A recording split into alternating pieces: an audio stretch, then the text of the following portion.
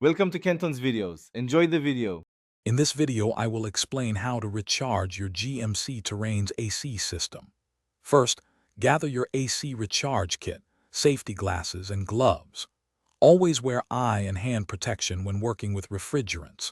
Park your vehicle on a flat surface and ensure the engine is off.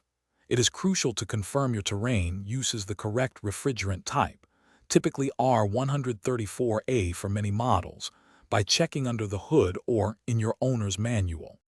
Next, you need to locate the low-pressure AC service port. This port is usually found on the larger diameter aluminum tubing between the compressor and evaporator, often marked with an L or a blue cap. Remove its protective cap. Then, firmly attach the recharge hose's quick connect fitting to this low-pressure port. You will hear a click when it is properly seated. Finally, screw the refrigerant can onto the other end of the charging hose assembly. Now start your GMC Terrain's engine and turn the air conditioning to its maximum cold setting with the fan on high. Inside the cabin, ensure the recirculation mode is active. Outside, pierce the refrigerant can by turning the knob on the hose all the way in.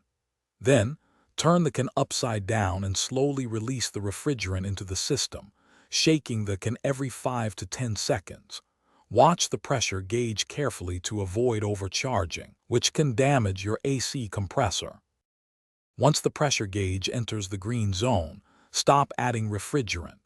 Do not overfill the system, as this will not make the air colder and can cause damage.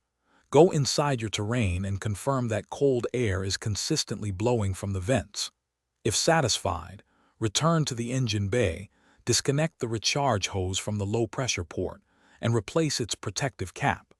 Store any unused refrigerant in a cool, dry place for future use. Thanks for watching. Consider subscribing if we helped you.